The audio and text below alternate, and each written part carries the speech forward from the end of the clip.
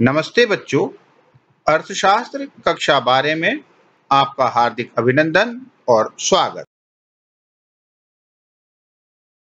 आज हम पढ़ेंगे केंद्रीय बैंक कार्य एवं साख नियंत्रण भाग 3, जिसमें हमारा अध्ययन बिंदु रहेगा भारतीय रिजर्व बैंक एवं उसके कार्य। भारतीय रिजर्व बैंक भारत का केंद्रीय बैंक है। भारतीय रिजर्व बैंक की स्थापना भारतीय रिजर्व बैंक अधिनियम 1934 के प्रावधानों के अनुसार 1 अप्रैल 1935 में हुई। प्रारंभ में इसका केंद्रीय कार्यकाल कलकत्ता में स्थापित हुआ। तत्पश्चात 1937 में इसे मुंबई स्थानांतरित कर दिया गया।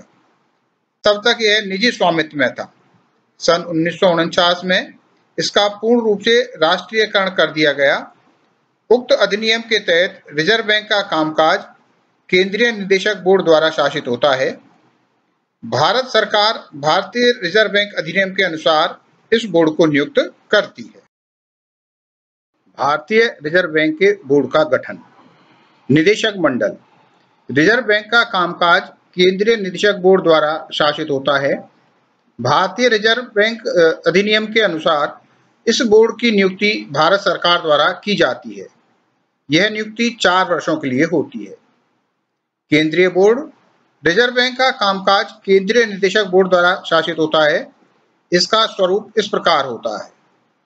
सरकारी निदेशक, एक पूर्णकालिक गवर्नर और अधिकतम 4 उप गवर्नर।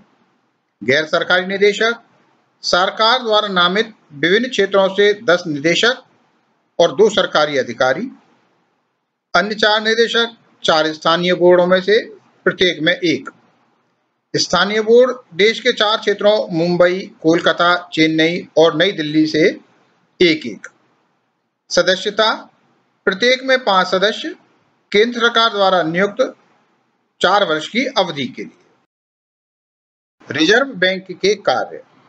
भारतीय रिजर्व बैंक द्वारा संपादित किए जाने वाले प्रमुख कार्य इस प्रकार हैं। मुद्रा जारी करता। अर्थव्यवस्था में आम जनता को अच्छी गुणवत्ता वाले करेंसी नोट व सिक्कों की पर्याप्त मात्रा उपलब्ध करवाने के उद्देश्य से करेंसी नोट जारी करता है। भारत की करेंसी रुपया है, जिसका संकेत आप देख सकते हैं। भारतीय रिजर्व बैंक परिचालन योग्य नहीं रहने पर करेंसी और सिक्कों को नष्ट भी करता है। भारत में 1 रुपये का नोट सरकार द्वारा जारी किया जाता है, जिस पर वित्त सचिव के हस्ताक्षर होते हैं। अन्य सभी नोट भारतीय रिजर्व बैंक द्वारा जारी किए जाते हैं, जिन पर रिजर्व बैंक के गवर्नर के हस्ताक्षर होते हैं, जिन्हें यहाँ दर्शाया गया है। मौद्रिक प्राधिकारी। भारतीय रिजर्व बैंक देश की अर्थव्यवस्था के लिए मौद्रिक नीति तैयार करता है, उसका कार्यान्वयन और निगरानी भी करता है। मौद्रिक नीति का प्रमुख उद्देश्य मूल्य स्थिरता बनाए रखना और उत्पादक क्षेत्रों को पर्याप्त ऋण उपलब्ध करवाना होता है। वित्तीय प्रणाली का विनियामक। बैंकिंग प्रणाली में लोगों का विश्वास बनाए रखना और जमाकर्ताओं के हितों की रक्षा करना रिजर्व बैंक का प्रमुख उद्देश्य होता है। इसके अतिरिक्त जनता को किफायती बैंकिंग सेवाएं उपलब्ध करवाने के उद्देश्य से रिजर्व बैंक बैंकिंग परिचालन के लिए विस्तृत मानदंड निर्धारित करता है, जिसके अंतर्गत देश की बैंकिंग व वित्तीय प्रणाली कार्य करती है। विदेशी मुद्रा प्रबंधन। विदेशी मुद्रा प्रबंधन अधिनियम 1999 के अंतर्गत रिजर्व बैंक विदेशी व्यापार और भुगतान को सुविधाजनक बनाने के लिए कार्य करता है। इसी के साथ भारत में विदेशी मुद्रा बाजार के क्रमिक विकास हेतु भी कार्य करता है। विकासात्मक भूमिका। राष्ट्रीय उद्देश्यों की प्राप्ति के लिए रिजर्व बैंक व्यापार स्तर पर प्रोत्साहनात्मक कार्य करता है। विभिन्न क्षेत्रों के विकास हेतु मार्गदर्शन प्रदान करता है। रिजर्व बैंक वित्तीय संस्थाओं को इस प्रकार वित्तीय मजबूती प्रदान करता है। अन्य संबंधित कार्य। उपरोक्त कार्यों के अतिरिक्त रिजर्व बैंक अनेक अन्य कार्य भी संपादित करता है, जो इस प्रकार हैं। सरकार का बैंकर।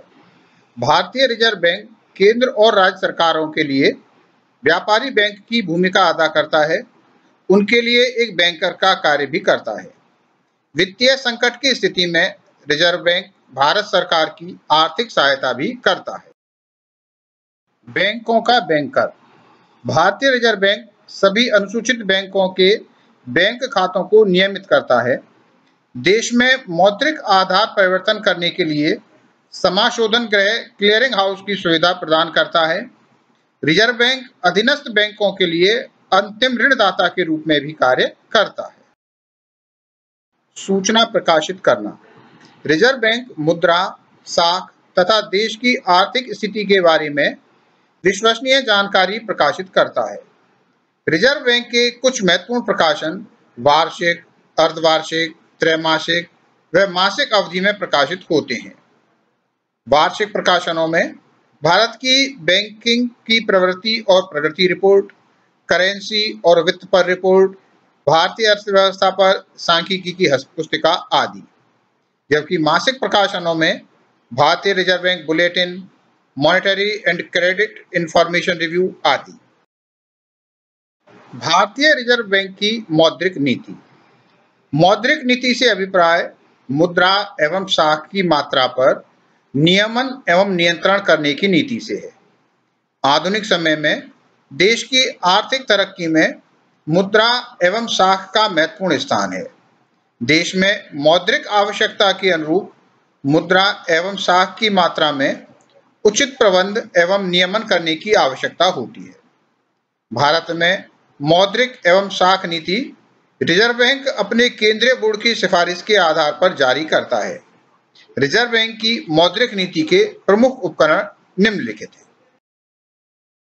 रेपो दर एवं रिवर्स रेपो दर।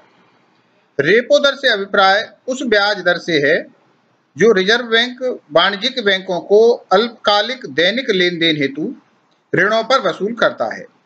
केंद्रीय बैंक बहुत कम अवधि के लिए ऐसे ऋण उपलब्ध करवाता है, यह ओवरनाइट कहलाता है। रिजर्व बैंक इस उपकरण का उपयोग करके बैंकों की तरलता घटाने के लिए करता है, जिसके तहत रेपो दर बढ़ा देता है। जबकि रिवर्स रेपो दर से अभिप्राय उस ब्याज दर से है जो रिजर्व बैंक वाणिज्यिक बैंकों को उनकी अल्पकालिक जमाओं की एवज में अदा करता है।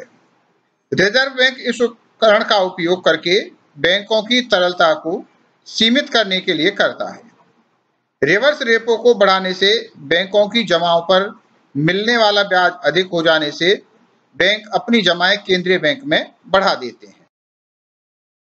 नगद कोष अनुपात, कैश रिजर्व रेशियो और वैधानिक तरलता अनुपात, स्टैट्यूटरी लिक्विडिटी रेशियो।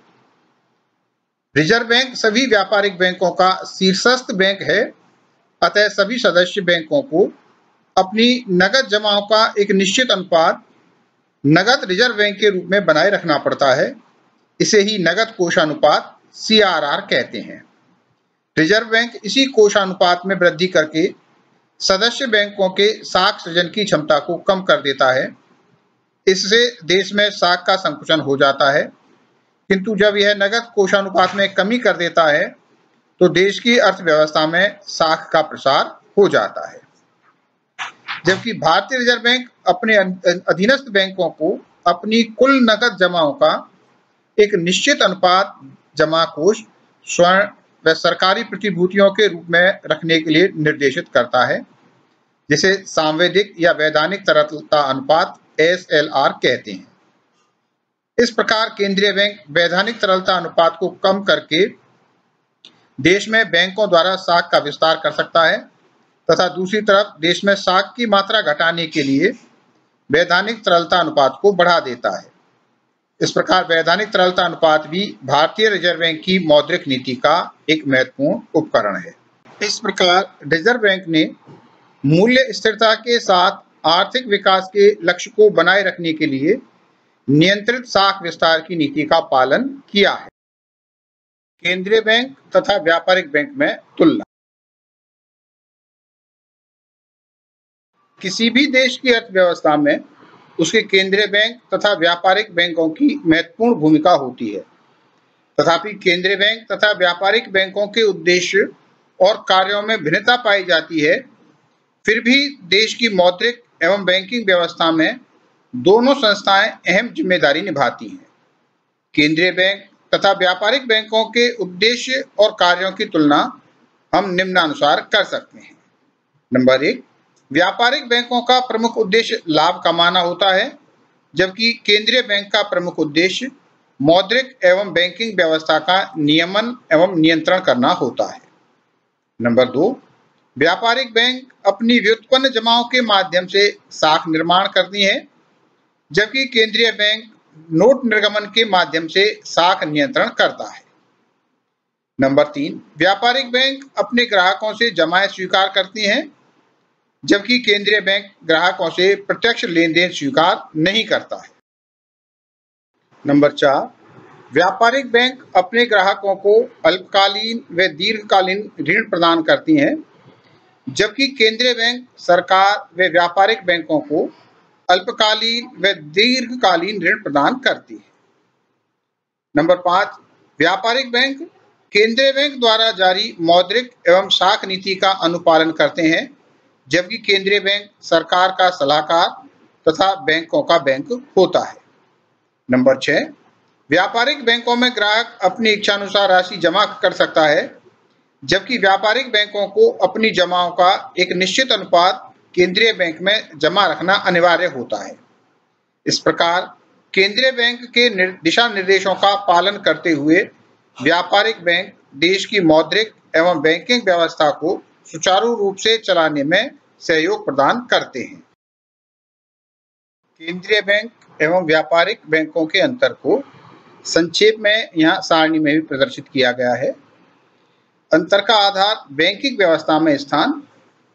केंद्रीय बैंक यह देश का सर्वोच्च बैंक होता है, यह अन्य सभी बैंकों पर नियंत्रण करता है, जबकि व्यापारिक बैंक ये संपूर्ण बैंकिंग प्रणाली का एक अंग होते हैं और केंद्रीय बैंक के नियंत्रण में कार्य करते हैं।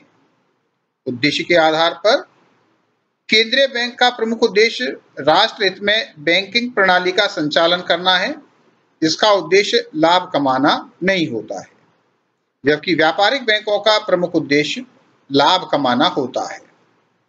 संख्या के आधार पर प्राय देश में एक ही केंद्रीय बैंक होता है, जबकि एक देश में कई व्यापारिक बैंक होते हैं। स्वामित्व के आधार पर केंद्रीय बैंक पर सरकार का स्वामित्व होता है, जबकि व्यापारिक बैंक का स्वामित्व सरकारी एवं गैर सरकारी दोनों प्रकार का होता है। जनता से संबंध के आधार पर केंद्रीय बैंक सामान्य दशाओं में जनसाधारण के साथ व्यवसाय नहीं कर सकता, जबकि व्यापारिक बैंक जनसाधारण से व्यवसाय करते हैं। बैंकर के आधार पर केंद्रीय बैंक सरकार के बैंकर के रूप में सरकार की ओर से लेन देन करता है, जबकि व्यापारिक बैंक जनता के बैंकर हैं। नोट निर्गमन के आधार पर केंद्रीय बैंक को पत्र मुद्रा निर्गमन का एकाधिकार होता है, जबकि व्यापारिक बैंकों को यह अधिकार नहीं होता है। ऋण के आधार पर केंद्रीय बैंक अंतिम ऋणदाता है और व्यापारिक बैंकों को बिल भुनाने की सुविधा देता है, जबकि व्यापारिक बैंक केंद्रीय बैंक के ग्राहक होते हैं। प्रतियोगिता के आधार पर केंद्रीय बैंक की व्यापारिक बैंकों से कोई प्रतियोगिता नहीं होती है, जबकि देश के विभिन्न व्यापारिक बैंकों में परस्पर प्रतियोगिता होती है। विदेशी विनिमय के आधार पर केंद्रीय बैंक देश के विदेशी विनिमय का लेन देन करता है, जबकि व्यापारिक बैंक केवल केंद्रीय बैंक की आज्ञा से ही विदेशी विनिमय का व्यवहार कर सकते हैं। परामर्शदात्री संस्था के आधार पर केंद्रीय बैंक सरकार को मौद्रिक एवं राजकोषीय विषयों पर सलाह देता है, जबकि व्यापारिक बैंक सरकार को सलाह देने के दायित्व से पूर्णतः मुक्त होते हैं। धन्यवाद।